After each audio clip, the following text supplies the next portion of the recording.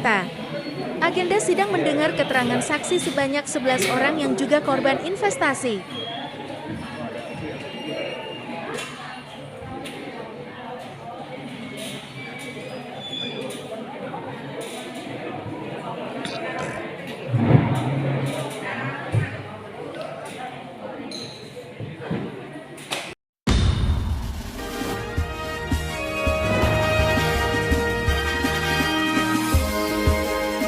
Salah seorang saksi persidangan mengaku mengenal KSPSB dari marketingnya yang menjelaskan bahwa KSPSB koperasi besar yang telah mendapatkan penghargaan sehingga aman untuk berinvestasi. Pengakuan serupa disampaikan oleh korban lainnya berinisial PH asal Semarang yang juga menghadiri sidang. Koperasi ini sejak tahun 2014. Saya sebagai mantan marketing di Semarang, di kota Semarang. Jadi setiap sidang saat ini saya datang dari Semarang. Memang untuk menghadiri sidang ini saya memerlukan banyak effort, banyak support karena untuk datang dari Semarang ke Bogor itu memerlukan biaya. Untuk datang ke sini saya juga berhutang karena dana saya semuanya di Koperasi Simpan Pinjam Sejahtera Bersama. Lalu saya ini ada beberapa anggota yang saya bawa yang menjadi anggota di Koperasi Simpan Pinjam Sejahtera Bersama, kurang lebihnya sekitar 40 anggota, dan itu dananya kurang lebih 9 miliar yang ada di Koperasi Simpan Pinjam Sejahtera Bersama. Sampai saat ini dana kami belum bisa cair dari KSB. Memang sebagian anggota, tapi sebagian kecil saja yang sudah pernah dibayarkan. Itu pun nominalnya tidak seberapa dibandingkan dana yang mereka punya. Awal dari kehancuran KSB ini adalah pada bulan April 2020, di mana ada informasi melalui surat pemberitahuan bahwa semua simpanan yang ada di Koperasi Simpan Pinjam Sejahtera Bersama tidak dapat dicairkan, tapi harus di-transfer secara otomatis. Katanya sih sampai Desember 2020 waktu itu. Tapi ternyata seiring berjalannya waktu justru KSB menjadi PKPU. Jadi dengan PKPU KSB justru semua simpanan kami beku dan sama sekali KSB tidak menepati janjinya sesuai dengan skema homologasi yang sudah dibuat oleh mereka sendiri. Beberapa kali saya mengikuti sidang di Pengadilan Negeri Bogor ini. Kebetulan minggu lalu juga sidang ini menghadirkan para saksi, antara lain para pengurus Koperasi Simpan Pinjam Sejahtera Bersama. Di situ mereka mengatakan bahwa mereka masih mendapatkan gaji dari KSB. Sedangkan kami para anggota hidupnya tersiksa. Kami ini bahkan banyak yang tidak makan, banyak yang berhutang, banyak yang sekolahnya anak-anaknya dari sekolah swasta jadi pindah ke sekolah negeri, bahkan banyak yang tidak jadi kuliah karena tidak ada uang, tidak ada dana. Untuk makan saja kami para anggota harus saling tolong-menolong karena ada beberapa juga yang tidak bisa makan, bahkan sakit di rumah sakit, harus kemoterapi dan sebagainya. Jadi untuk banyak sekali kesulitan yang kami hadapi dengan kami menjadi korban di KSB ini. Untuk itu kami memang melakukan laporan polisi, melaporkan Iwan ini dan para pengurus kepada polisi supaya polisi mengusut dengan tuntas apa-apa menjadi hak kami ini harus dikembalikan.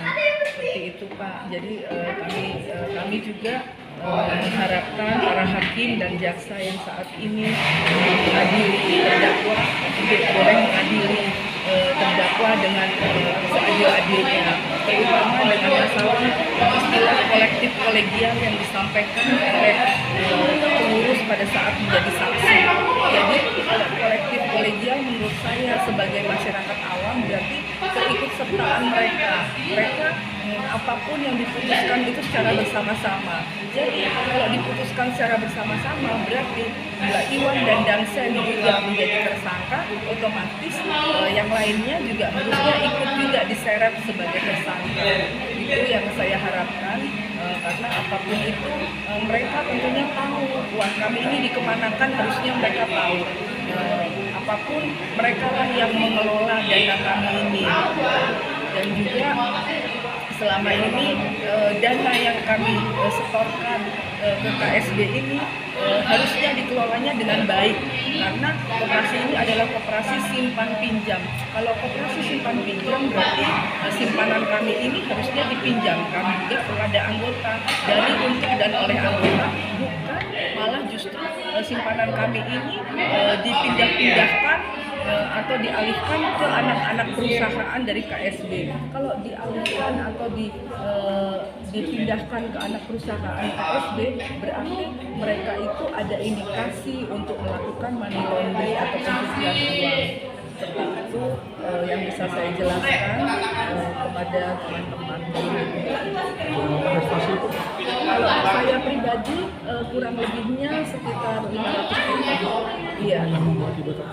Kalau saya sendiri awalnya tertarik di KSB adalah karena waktu saya direkrut itu mereka mengatakan bahwa KSB itu adalah koperasi besar, koperasi tingkat nasional di Indonesia, dan seiring berjalannya waktu banyak mendapatkan penghargaan, bahkan juga Iwan Setiawan sendiri mendapatkan penghargaan wawancara dari Presiden Jokowi. Nah, itu yang membuat saya tertarik.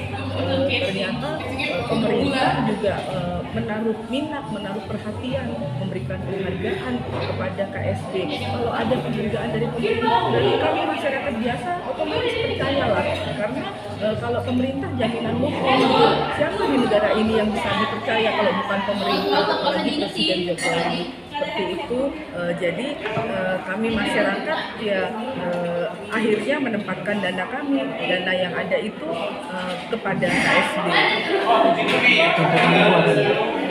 Tuntutan saya, dana kami semua 189 anggota harus dikembalikan, dan juga tersangka harus dihukum seberat-beratnya. Karena apapun itu, walaupun dana kami kembali, kemarin kerugian kami selama 3 tahun ini harus diperhitungkan, Pak, karena kami itu sudah rugi banyak, rugi besar, lahir dan batin.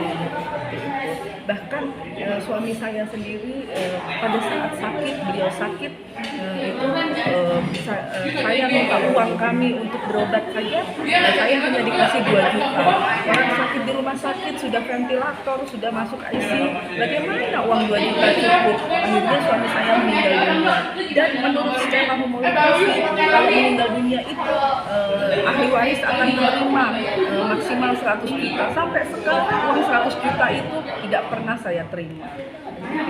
Jadi ini memang semuanya adalah janji-janji palsu. Mereka memang semuanya pembohong. Memang sudah direncanakan. Ada indikasi ini semua sudah direncanakan oleh para pengurus. Dan juga para pengurus itu sampai sekarang kalau kami temui sulit, susah. Nah, mereka tuh masih menggaji para karyawan yang mensupport mereka. Jadi mereka tuh pakai pengawal itu semua masih digaji. Terakhir dalam sidang informasi di sidang kemarin itu, saya mendapatkan informasi dari para saksi itu mereka masih mengeluarkan dana 1,7 miliar untuk menggaji para karyawan. Nah, kalau 1,7 miliar itu dibayarkan untuk kami ini dicicilkan, kan sedikit demi sedikit kami sudah dapat untuk skema pembayaran ini. Tapi ternyata ya itulah, kembali kepada bahwa para pengurus ternyata ingkar janji. Terakhir untuk harapan sidang ini tentunya kami berharap jaksa dan para hakim melaksanakan sidang dengan seadil-adilnya, menjunjung tinggi keadilan dan kebenaran, sehingga fakta yang sebenarnya boleh terungkap, siapa itu Iwan, siapa itu Koperasi Simpan Pinjam Sejahtera Bersama, dan mereka dihukum seberat-beratnya. Uang kami juga tetap bisa kembali dengan utuh. Terima kasih.